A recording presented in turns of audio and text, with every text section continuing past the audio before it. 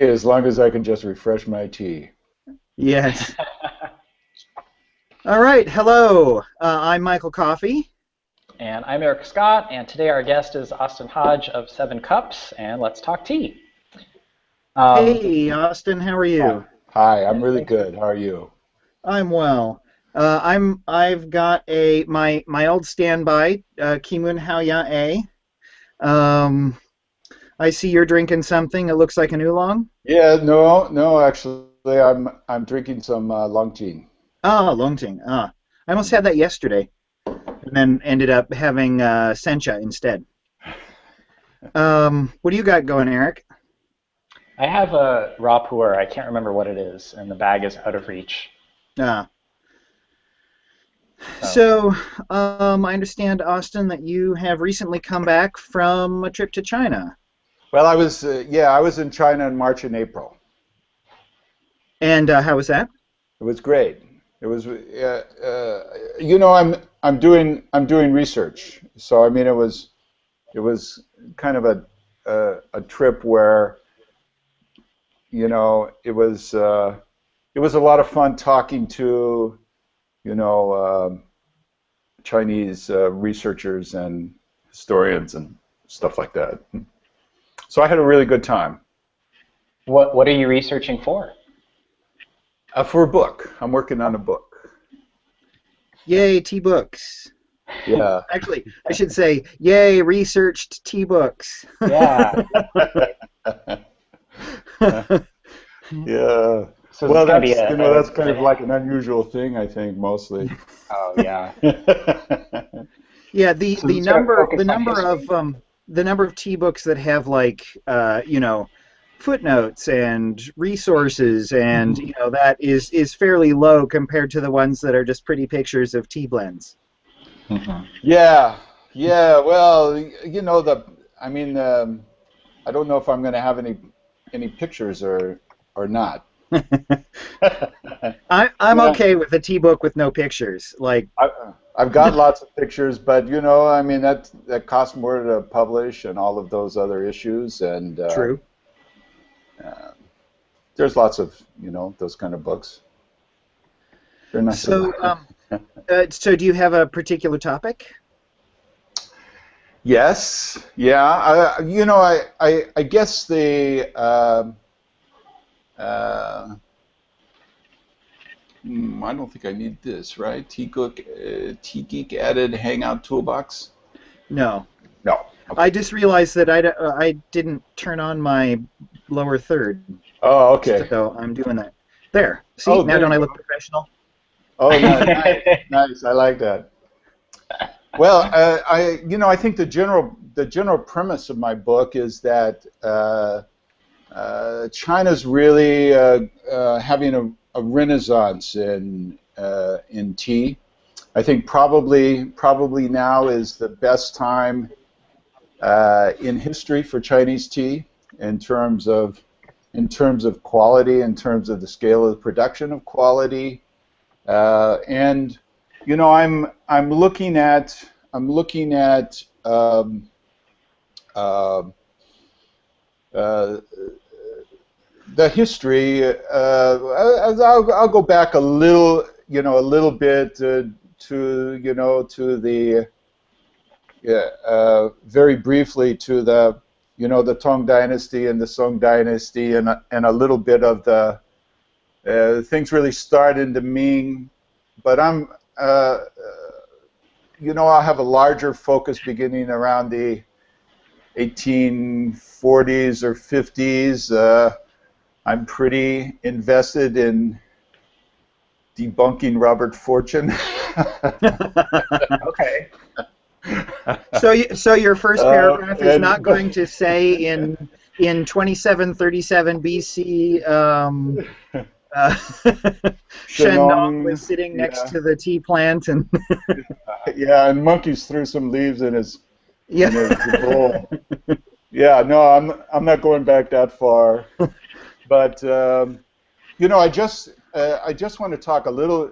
I just want to set up the historical context and really uh, it's I mean, it's really uh,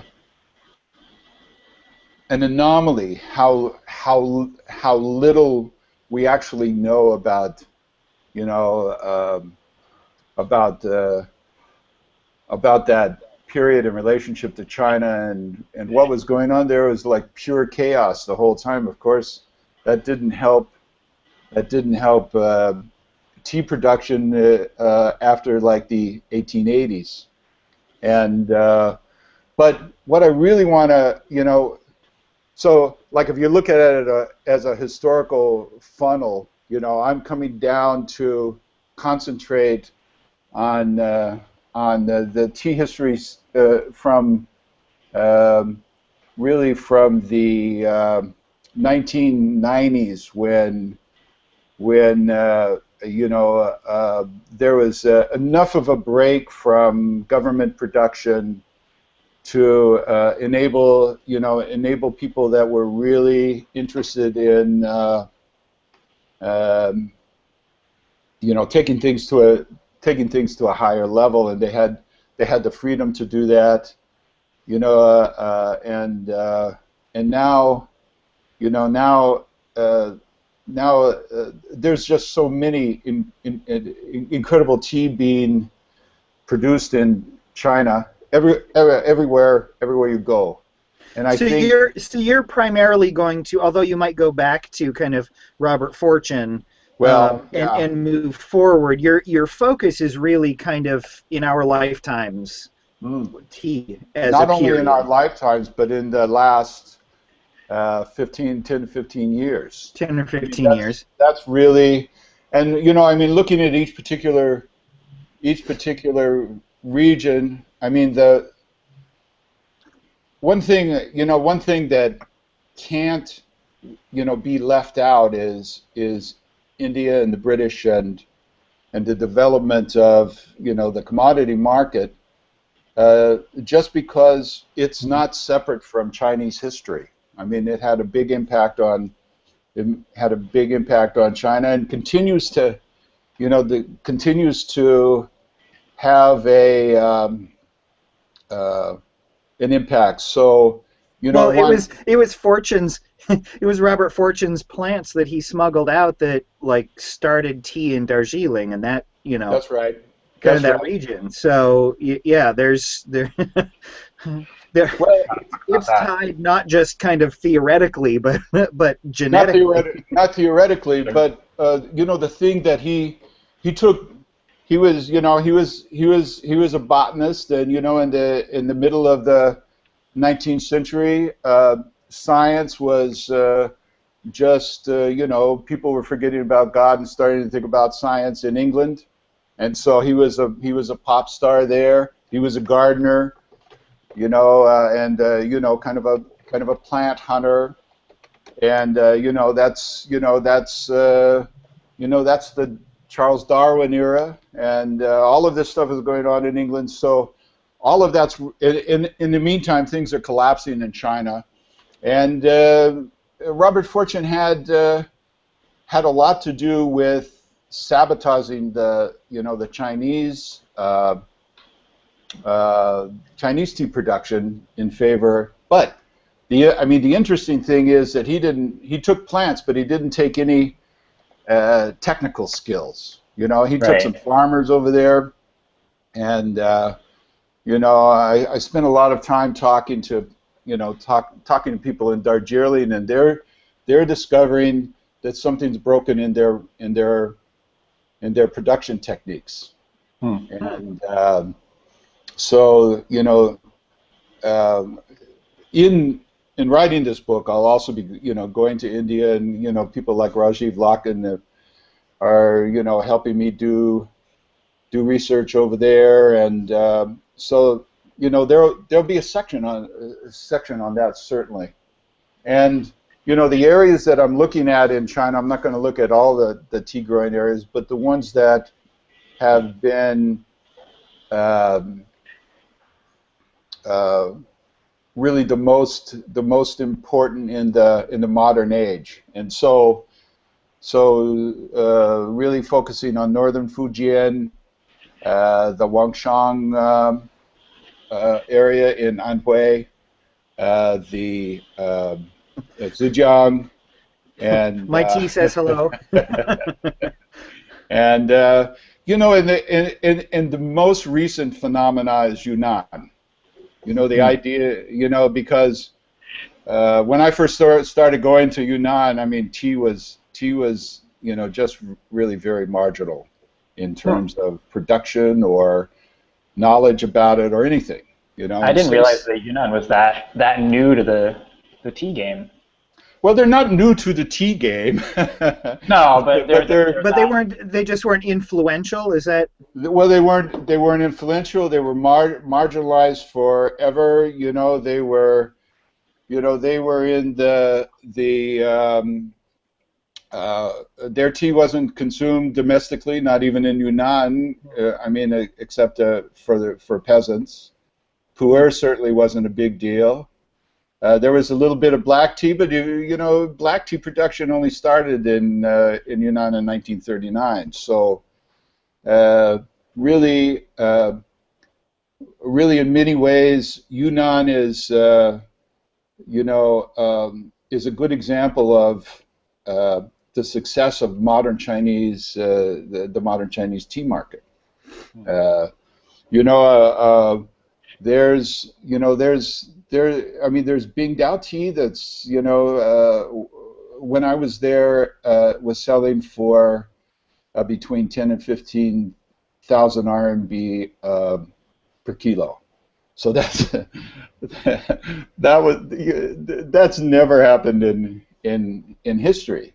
But probably Yunnan is the oldest place, you know, because certainly going back to the Three Kingdoms period. Um, I'm trying to think of what his name is. Zhuge went to, you know, during that period to talk to people about cultivating tea, and he was living in Sichuan at the time, and he's famous. He's famous in Yunnan, you know, as a general and a strategist and whatever. But you know, he also was talking about tea there. So I mean, historically, it goes back for a long time, but it's, you know, I mean, Right, it's, and Yunnan is probably the origin of Camellia sinensis too, or that's well, part of that range, right? That's considered probably where tea originated from. Kind of along the well, border yeah. there. I mean, certainly, it's, you know, it's it still has a lot of very old, you know, native trees, and nobody's found any examples for the ancestor for Camellia sinensis, you know, the small leaf variety. Yeah, Although, you know, I've heard a rumor and you know, that they found something in Sichuan back in the, you know, back in the woods, but in Sichuan. Okay. yeah, it hasn't really been documented, and that's, you know, that's kind of, Sichuan is where really the first real cultivation was happening. Even though there was, you know, Hmm. there's plenty of tea being consumed from Yunnan. Yeah. So So one of the bits of evidence, this is for Eric being the botany expert in the show, great. that there's a measurement called the terpene index, Yeah, which are you familiar with that? I Um, I think I know the paper that you're going to tell me about, but tell us about okay, yeah, well, tell us just that about it. they measured a ratio of particular compounds in tea, and it seems to follow the progression, you know, like where tea plants were cultivated as it spread throughout China. The terpene index seems to move in that same direction. and so it would that if there's a reflection there, then it would support that, kind of that southwestern China Right. was where it came You from. can indeed use the leaf chemistry as an indicator. Yeah. Right. Yeah. Right. Well, and in Yunnan, there's quite a few teas that are not Camellia sinensis assamica, and I mean one of the trees that I have a friend named Junko Ku who's a botanist at the kind of like the scientific academy in Yunnan botany, and Camellia sinensis daliensis, which is is really very sweet. It's got 5 seeds in a pod, and he thinks that's probably the an ancestor of Assamica. So yeah, it's interesting, and we had quite a few examples of Daliensis to taste. I mean, it's a wonderful tea. But there's 18, I believe, Camellia sinensis in that in that area that are not Camellia sinensis or Camellia sinensis assamica. It's a really rich area for biodiversity.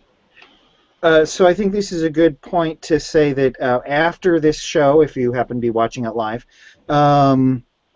we'll have the regular Tea Geek Tea Salon, which is an informal chat, and the topic actually for today was going to be Fosho Oolong, the Boudin, and there was actually some talk about that northern Fujian, Taiwan. Like, are those the same cultivars and so forth? So so this bits of this topic may break off and come back again at the we do that. Tea Salon. We do that salon hangout every Sunday too. So and not just Sundays when we do the Let's Talk Tea. So you guys are welcome to come join those too. Other Sundays. Yeah, it's every Sunday. That's an important. Taiwan is an important part of the. When I'm talking about the northern Fujian, really, Taiwan is part of that, and really I mean, there was kind of a gold rush in after the Second Opium Wars in northern Fujian, and I mean, they were just running out of places to grow tea, and the other thing is that the population was increasing there. There's not enough agricultural output to support that many people in northern Fujian, and that's when people started to plant tea in Taiwan, moving across like in the 1880s, 1890s. What's also interesting is that the chief, I mean the place where most Taiwanese tea was going in the late 1800s and the early 1900s was to the United States. Something that I didn't know. That's interesting. There was a World's Fair here in Seattle. I don't remember the date, but in that same sort of it was shortly after Japan took over Taiwan, because there was this. I worked with someone who was writing a book about that era here, fiction, I believe, but set in that period. in Seattle, and she showed me some stuff that she had found of the Japanese Taiwanese tea house that was at the at the expo. Cool. You know, and I was just like, you know, because that's kind of before I was into tea, right? Sure, yeah. I was kind of like, wait a minute, Japanese Taiwan, like, what did they serve? Was it oolong? Was it green tea? Was it black tea? You know, like, I want to know what their menu was. Yeah. Well, an interesting thing also is when did things get defined as oolong or black tea? You know, I mean, we talk about that as if there's always been like clear, Right. you know, but I'll tell you, the first tea that was made in Darjeeling was called Bui Oolong. Mm. You know, and there was, there's no way to really to differentiate the start of oolong production, separate that from the start of black tea production in the Wushan area, because it just all happened at once. Right. You know, Well, and it's interesting because I was looking at a tea book that I found that was like the 1890s, something like that, and it was talking about the teas from various regions and what they were like and how they were made and those kinds of things. And it had Baozhong, or Pushong, as they spelled right. it. Coming from And northern Fujian. it was described very clearly as being a black tea flavored with this particular seed. And so it was like Baoja, and I'm like, what? It's so not a black tea and it's not flavored. Like, what? How did it like flip whatever this name? Yeah, so you can't trust what they were calling it then means what we're calling it now. Well, it's all very fuzzy, and the chief identifier in the Wushan area was the color of the tea, right? Mm-hmm. I mean, it didn't have anything to do with production or oxidation or whatever. It's like, what color was it? The soup. Right. The soup, yeah. Yeah. Yeah. So I heard now. I'm curious your thought on this. I have heard it, but not with not enough backup to say like, yes, this is the answer.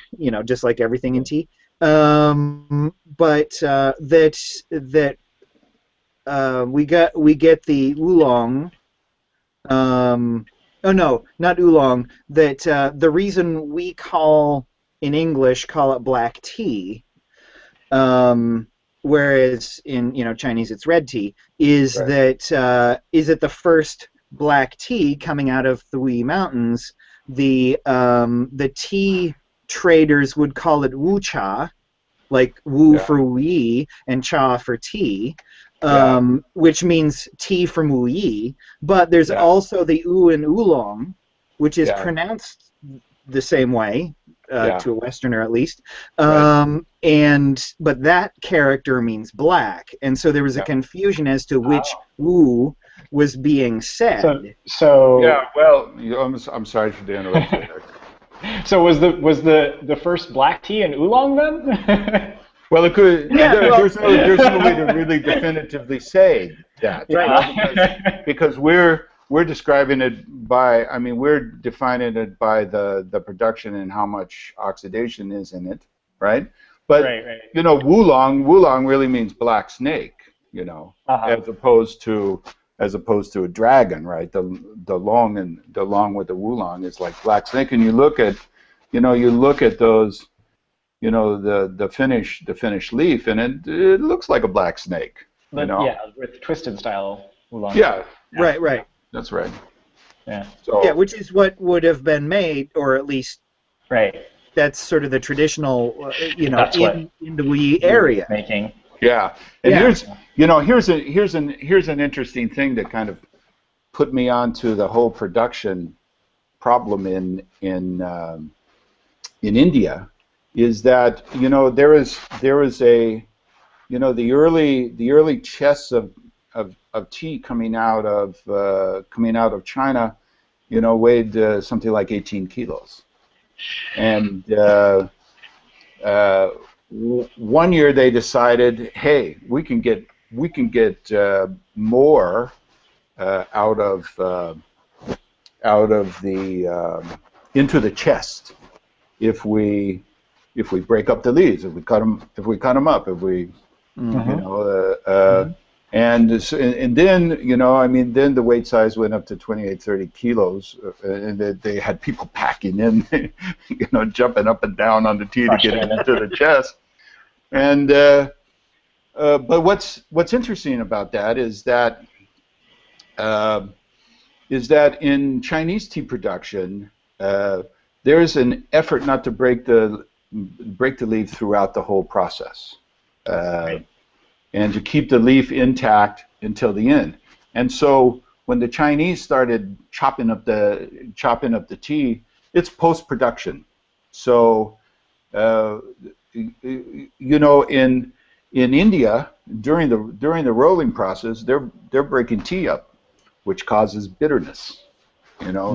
So the whole idea in Chinese production is to get the bitterness out of the tea, but breaking it when it's rolling will cause a lot of bitterness. The more it's broken up, the more bitter it'll be, and then we get to CTC, right? Mhm. But I talked to the Indians about that, and they said, well, we have to do that in order to get the tea to oxidize, the ferment, which isn't so. Right. It takes longer, but Yeah, it's certainly a more efficient process to do it that way, right? Like you can well, get that, you get all the stuff, more surface area with smaller pieces, and so Yeah, therefore and you get all the can, juices out of there. right, exactly. But that doesn't necessarily make what you want it to taste like. There is, let me jump in. There is a question from the audience, and that's yeah. when are you planning to have your book done? Too Gosh. early to answer, I take it. Well, the more when the it's more I get into it, done. the more that just moves out I told Michael before, I said, don't tell anybody I'm writing a book, right? Because I had no confidence that I could write a book, and the more that I'm doing it, my confidence is going down and down and down. The research is like As there's more and more huge. information. There's more and more information, and every time you pull a string here and you start looking into it deeper, it gets bigger and bigger. And but just doing the writing part of it is like, it's insane. Uh, uh, it's so hard. You and I Tony have Gebley should get together and commiserate, because he's working on a book too, and who's that? Tony Gebley. Oh, Tony and Gebley and I talk all the time. Okay. Yeah, but Yeah, his so his book is, he'll send me a message and be like, yeah, okay, so this is the rabbit hole I'm going down today. What do you know about? yeah, that's right. Yeah, no, we talk all the time, man. Well, what we're doing is it's very different. Right. What he's writing about is very different from what so yeah. But yeah, I bet he's sorry that Your he book told will people come he out was when it's writing a ready. book too. Yeah, hopefully I can finish in the next couple of years. Also, it's expensive to do. If Yeah. you if you uh, I think my list of places to go to do research now has broadened out to to India and to the UK, and looking at some of the issues there, and see, I don't get how people have bought the whole Robert Fortune dressing up in Chinese. Like if you've ever seen his nose, on any of his pictures. I mean, well, he came from a far-off province. Oh yeah, he came from a very far-off province. But the whole thing about that period when he was running around China is like nobody really cared that foreigners were running around China. In fact,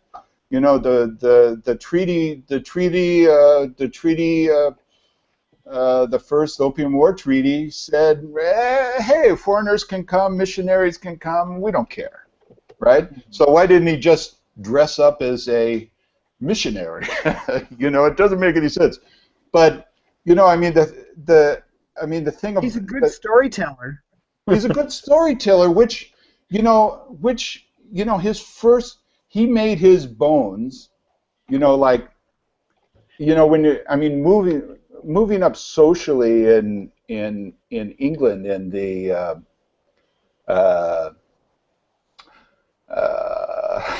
I'm just reading my notes. moving up socially in that time, right? It's hard, right? Because everybody worked for the nobility, right? Everybody was working for the estates, and there was no way to move up socially. So all of these Scots coming out of Edinburgh that were botanists, if you want to say botanists. I don't know whether you want to say botanists or not, but they were educated gardeners at least. Those two things were very close back then. Less close now. Yeah, but he went to China for 3 years and brought back lots and lots of flowers. And like if you look at the Latin names for a lot of flowers that we have in our England, they've got Fortuna or something like that in the Latin name, right? Mm-hmm. But he wrote a book after his first sojourn in China, and it got him a nice gardening post in London at a prestigious garden. And then the next thing, the East India Company is going, hey, go to China for us. So, spending a lot of time in the countryside in China myself in the 20th and 21st century, I could tell you, I could dress up as a Chinaman. Nobody's going to buy that, and I shave my head, get a little queue. Nobody's going to go for that. Yeah. And even I'm sure that my Chinese maybe it's not as good as Robert Fortune, but people think also that there's a Chinese language, right? Certainly there was no Chinese language in that period of time, and going from place to place to place, I don't know. Right. So yeah,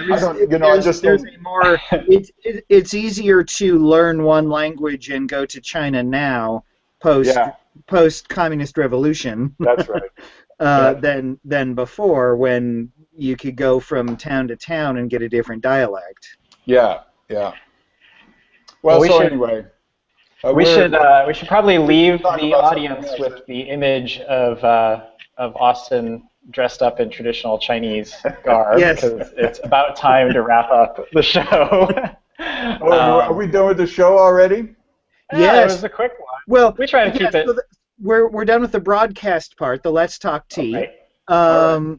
We will add links to your websites, 7cups.com. Is that right? Yeah. So we'll put that in the video description, and so people can find you that way. Please leave comments with more questions if you have them, and we'll try to answer them or bug Austin to answer them. And leave us comments about the show, whether you like it or what you think we should do, or who we should have on next, and all that. And we will have, and then we'll go like usual to our informal hangouts. Austin, you're more than welcome to come. Sure. And so we'll basically just do this again, only we won't be broadcasting to the whole world. Okay. Sure, I'd like that. I'd like to talk a little bit about what I found out about tea while I was on my last trip. So join us in the other hangout. Follow Tea Geek on Google Plus for the link to that, and we'll continue talking about tea. Yes. All right. Well, thank you, Austin, for joining us on our show, and we'll see you in the tea salon in just a second. Okay. All right. Thank you. Until next time, drink tea, think tea, and talk tea. Yes. Take care. Bye-bye.